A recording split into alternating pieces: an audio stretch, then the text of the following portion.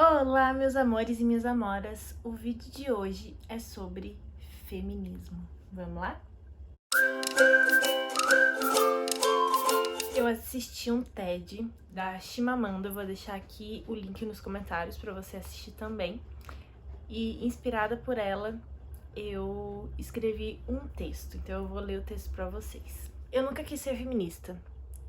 Desde muito pequena, esse adjetivo para mim era entendido como algo negativo.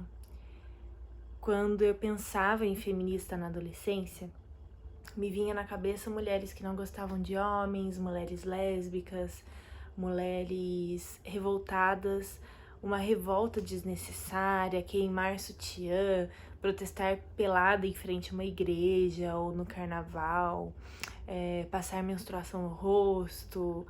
Uma revolta totalmente desnecessária, na minha opinião. Coisas que eram chocantes ao meu ver e que, dentro do meu entendimento daquela época, eram protestos totalmente desnecessários. Aliás, eu era mulher e eu vivia bem.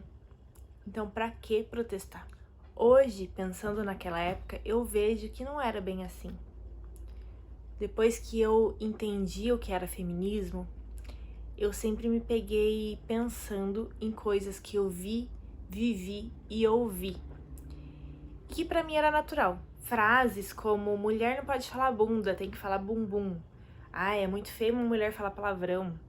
Ou com esse seu jeito, você nunca vai arrumar um marido. Coitado do homem que ficar com você. Você é muito difícil, você tem uma personalidade muito forte, você é muito geniosa, você é muito desbocada.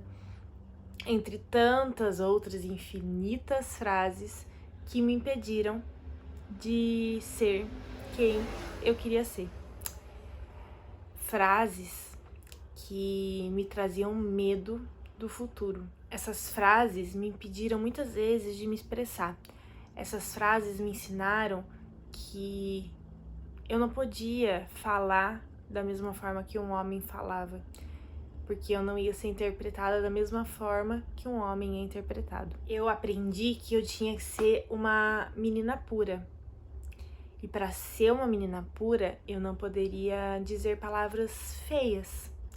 Que falar palavras feias tiraria a minha pureza e a minha feminilidade.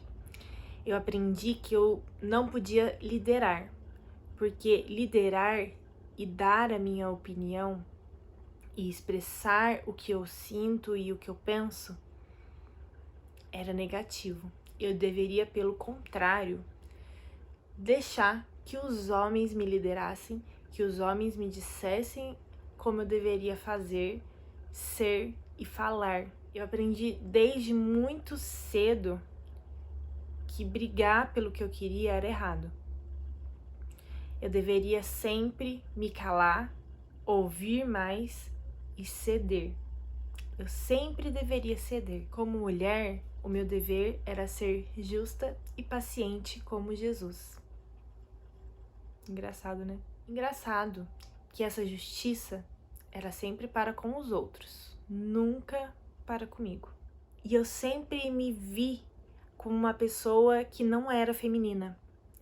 E eu sempre busquei ser feminina, porque eu achava que, por eu não me encaixar nesse padrão de mulher paciente e pura e calma e gentil, eu não seria feminina. Então eu sempre procurei muito ser feminina, principalmente me maquiando. Essa era uma forma que eu me encontrava para ser feminina. Eu me lembro que quando eu tinha 12 anos, eu às vezes ia da minha casa para casa de uma amiga e eu ganhava cantadas na rua, por estar de short ou de saia.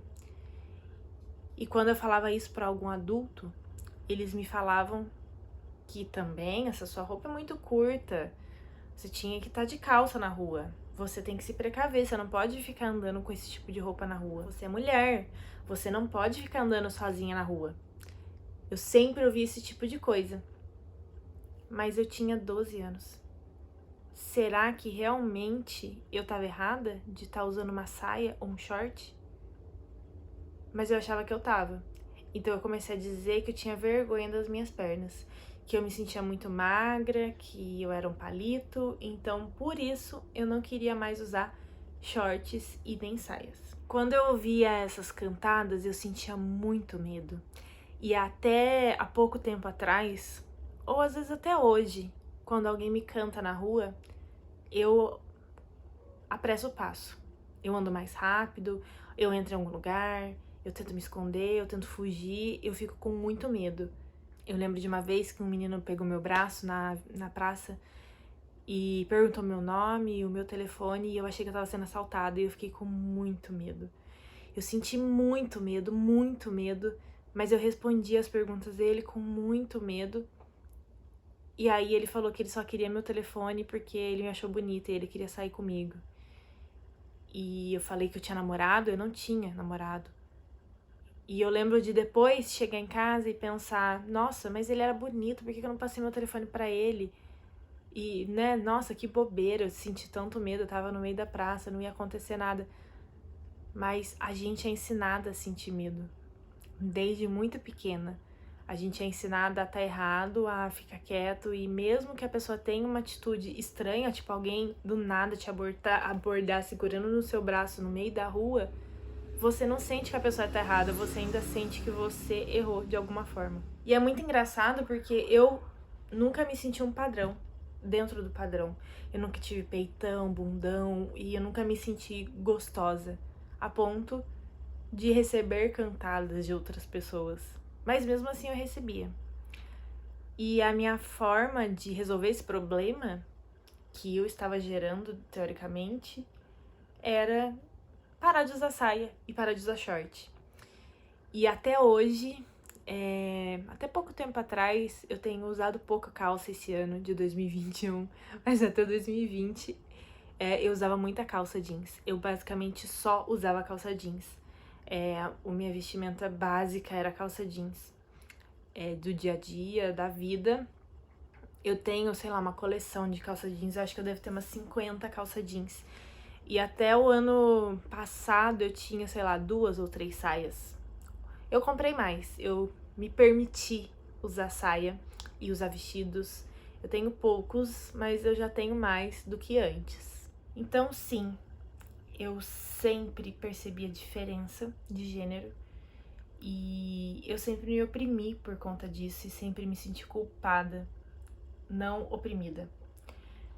Eu não percebia, eu achava que isso era normal, e eu até reproduzia muitas frases como, nossa, também ela tava com aquela roupa, ela não se deu ao respeito, ou, ai, também se ela não tivesse naquele lugar, naquele horário, vestida daquela forma, ai, mas deve ter sido culpa dela, ela deve ter feito alguma coisa. Eu repeti muitas frases assim. Hoje, eu espero não repetir mais. E um dia eu me peguei lendo um texto que falava surpreendentemente de muitas coisas que eu tinha vivido.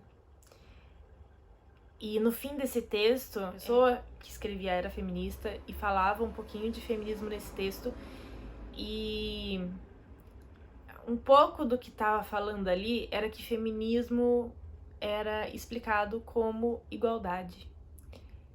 E aí caiu muito a minha ficha. Eu sempre achei que o feminismo era ser contra o machismo. Então, se você ou você é a favor de homem ou você é contra homem, era basicamente isso, e não é isso. É sobre direitos iguais, é sobre equidade, enfim, é sobre muitas coisas. Eu não vou explicar porque eu não sou especialista nisso, eu não tô aqui pra explicar isso. Então, quando eu li esse texto, eu pensei, não, ser feminista é legal. Mas eu ainda acho que eu não quero ser uma feminista, não. Acho que tem gente legal em todo canto, mas talvez isso não seja meu rolê. E quando eu decidi me casar, eu vi claramente, assim, o reflexo do machismo. Eu acho que eu nunca tinha vivido um machismo tão forte, tão claro, assim, que é, tipo, impossível de você não enxergar, como eu vivi quando eu decidi me casar. E isso é muito engraçado, né? Que quando a gente casa, essa é uma das últimas coisas que a gente pensa, que a gente vai se deparar com o machismo. mas foi uma das primeiras coisas que eu me deparei. Então, quando eu decidi me casar, eu vi claramente o reflexo do machismo diariamente na minha vida. E foi ali que eu comecei a refletir sobre toda a minha existência, sobre todas as minhas vivências, sobre todas as diferentes formas em que eu era tratada. Eu me lembro claramente de uma vez, quando eu ainda era noiva do Matheus, um pouquinho antes da gente casar, em que a gente entrou numa loja e o Matheus viu um sofá.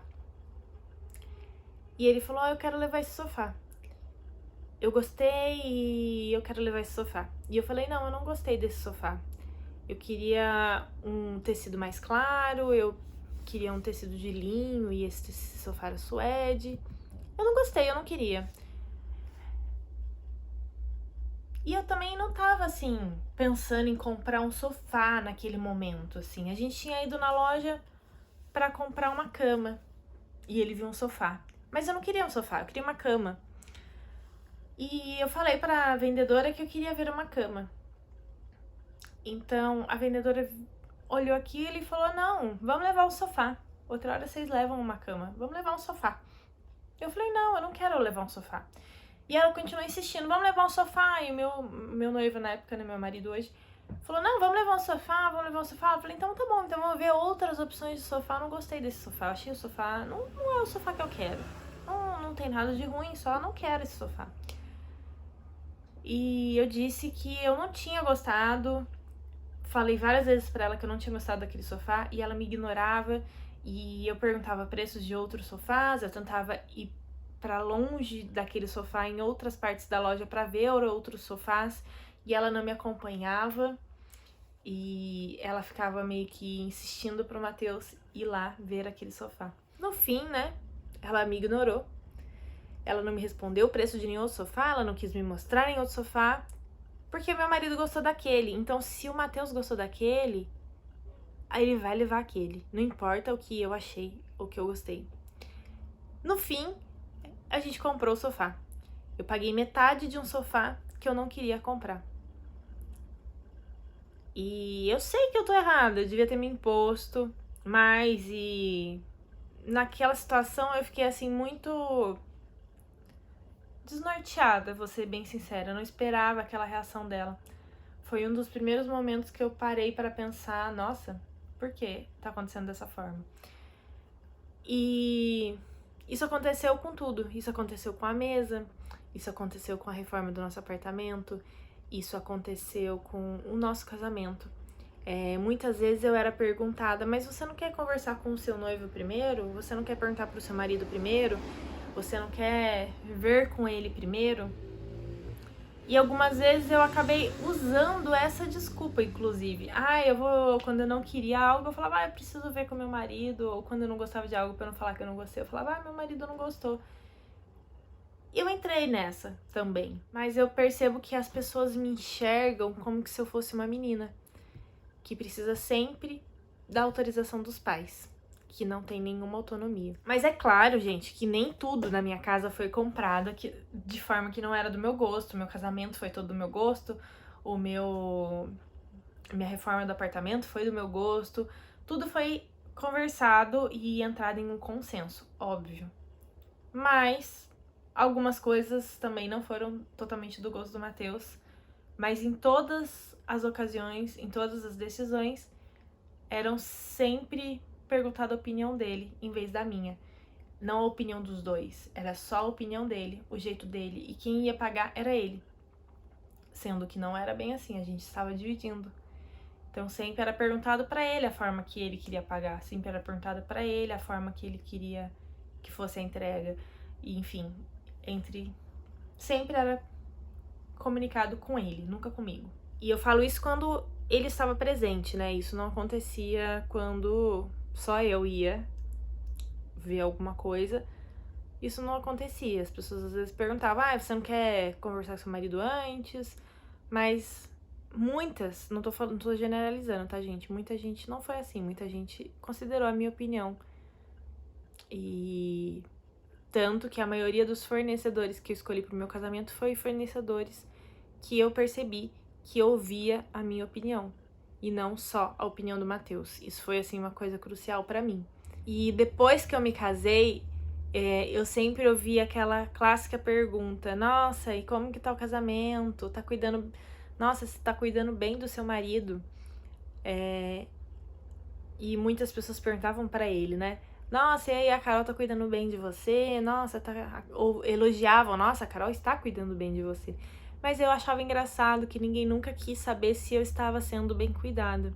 Se o Matheus estava cuidando bem de mim, se ele estava me alimentando, ou passando a minha roupa, ou cuidando de mim, física, psicologicamente e materialmente falando. Quando eu ia no estacionamento, as pessoas sempre me ofereciam pra estacionar meu carro. E quando eu falava que eu não queria, eles ficavam atrás: vem, vamos, pra cá, pra direita, pra esquerda. E mesmo que eu ignorava essas pessoas, elas continuavam querendo me ajudar. Mas ninguém nunca ajudou o Matheus. E todas as vezes que eu descia do banco do motorista e o Matheus do banco do passageiro, alguém perguntava: nossa, você tá machucado? Ah, assim que é bom, uma mulher que dirige pra você poder beber. Sempre. Eu nunca poderia só estar dirigindo o meu carro. Eu tinha sempre que ser eu a motorista dele, porque por algum motivo ele estava impossibilitado de dirigir. Quando a gente vai no restaurante, o garçom sempre pergunta pra ele o pedido. E aí às vezes eu falo pra ele o que eu quero, em vez de falar direto pro garçom. E aí o Matheus às vezes fica bravo comigo: não, fala direto com ele. Mas às vezes eu falo direto com o garçom e ele não anota o pedido, ou ele não traz, ou ele pergunta, ele pede a confirmação, assim, no olhar pro Matheus antes de escrever o que eu disse. E isso é bem desconfortável. Eu lembro de que o síndico do prédio, às vezes, ligou algumas vezes lá, perguntando sobre o Matheus. E eu falava que o Matheus não estava. E ele falava: quando ele chegar, você pede pra ele me ligar.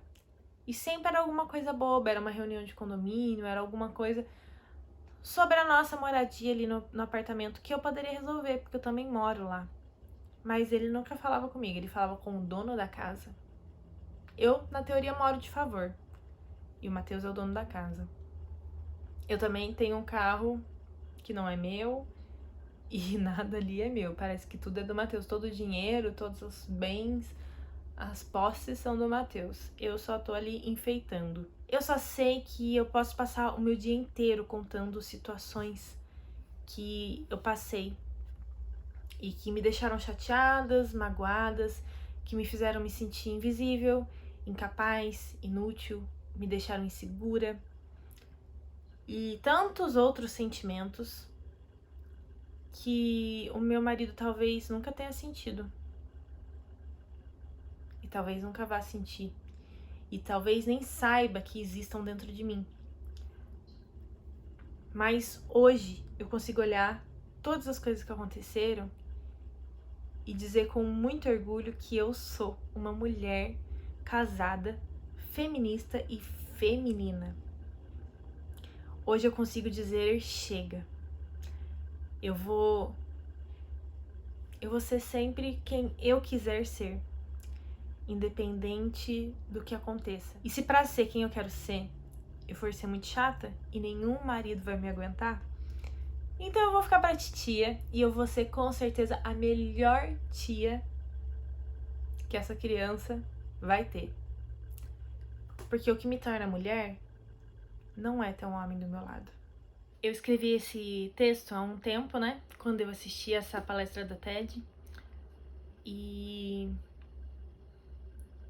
eu tenho pensado bastante sobre isso. E o Matheus me mandou uma carta de Dia da Mulher que eu achei muito bonita. Eu não vou ler aqui pra vocês agora porque ela não tá aqui. Mas quando eu li a cartinha que ele me deixou, quando eu acordei, ele deixou a cama, do lado da cama, e eu li, e eu percebi a importância que tem o diálogo. A importância que tem o Matheus saber tudo que eu sinto, tudo que eu penso. Quando eu escrevi, eu acho que ele não sabia muito bem o que acontecia no meu lado. E eu mostrei o texto pra ele, eu conversei sobre isso com ele. E eu sempre converso muito com o Matheus do porquê atitudes que ele toma ou atitudes que outras pessoas tomam me magoam e me machucam como mulher. E eu percebo que isso não acontece em outros casais. Eu sei que é difícil a gente tá sempre no lugar de ensinar, é cansativo. Só que também é difícil pro Matheus, por exemplo, entender uma coisa que ele não sente na pele. É difícil pro Matheus entender uma coisa que ele nunca ouviu falar. É difícil pro Matheus sair de dentro da bolha dele e enxergar uma outra perspectiva em um assunto que não é, não sei se não diria que não é do interesse dele, mas não é um problema para ele. Muita coisa não era um problema para ele. E ele não enxergava porque isso me incomodava, me machucava e me doía. O Matheus não entendia do porquê quando alguém me perguntava o porquê eu não passei a roupa dele, isso me irritava. O Matheus não entendia que quando alguém me perguntava, ou ele mesmo me perguntava, amor, onde tá tal coisa? Isso me irritava. E ele não conseguia entender por quê. Porque a vida inteira ele fez isso. A vida inteira uma mulher passou a roupa dele. A vida inteira uma mulher sabia onde as coisas dele estavam. A vida inteira uma mulher cuidou dele. E a vida inteira ele não precisou cuidar de ninguém. Então é normal que o homem não entenda o que a gente sente. E eu sei que é cansativo a gente explicar, mas eu acho que dentro de um casamento o diálogo tem sempre que existir. E a gente tem que mostrar o porquê cada coisa dói. Por que isso me magoa? Por que isso me dói? É diferente de uma escolha. Eu escolhi fazer o prato de comida do Matheus todos os dias porque eu acho isso legal. Eu não faço isso, tá? Mas tô dando um exemplo. Eu acho que isso é um ato de carinho. Mas o Matheus come mesmo sem esse ato de carinho. Se eu não fizer o prato dele, ele vai lá e vai fazer. Ele não vai me cobrar isso. Então é diferente de uma escolha, de você fazer um carinho pra pessoa, da pessoa estar sendo machista com você e te obrigando a fazer coisas por ela. Porque é a sua obrigação. Não sei se eu tô conseguindo explicar o que eu quero explicar. Mas eu acho que toda mulher devia ler um pouquinho, estudar um pouquinho e entender que muita coisa que acontece não é justo. E acontece só com a gente. E acontece por sermos mulheres. E não custa pra gente explicar isso. Explicar o porquê dói, explicar o porquê incomoda e explicar o porquê é injusto. E eu tenho que agradecer muito que o Matheus escuta. É difícil, é cansativo, às vezes eu tenho que falar mais de uma vez, mas ele escuta. E quando ele me faz uma carta falando algumas coisas, eu consigo entender que ele tá ouvindo. Isso é importante. É importante que a gente fale, mas é mais importante ainda que a gente seja ouvida. Então eu sinto os reflexos do machismo o tempo todo na minha vida, sempre senti. E principalmente no meu casamento. E eu acho que isso sim me atrapalha, me traz insegurança, me traz medo. Mas apesar de tudo isso, eu consigo reagir. E eu consigo me contornar dentro disso tudo. Então o que eu quero dizer pra você hoje é que pra você não se calar, pra você falar tudo que você sente, tudo que você pensa e tudo que te incomoda. Porque o outro muitas vezes não vai saber o porquê isso dói em você, porquê isso te incomoda. E conversar não precisa necessariamente ser uma briga. Conversar pode ser simplesmente uma aula, uma conversa, um debate. E se a gente não começar a fazer isso com os nossos maridos, com os nossos filhos, quando a minha filha nascer, vai ser tudo igual. Ela vai ouvir as mesmas coisas que eu ouvi, ela vai receber as mesmas cantadas na rua, ela vai sentir o mesmo medo, E ela vai ser a mesma pessoa que vai se sentir culpada sem entender o porquê ela tem culpa de uma coisa que ela não fez. Assim como tantas mulheres se sentem culpadas.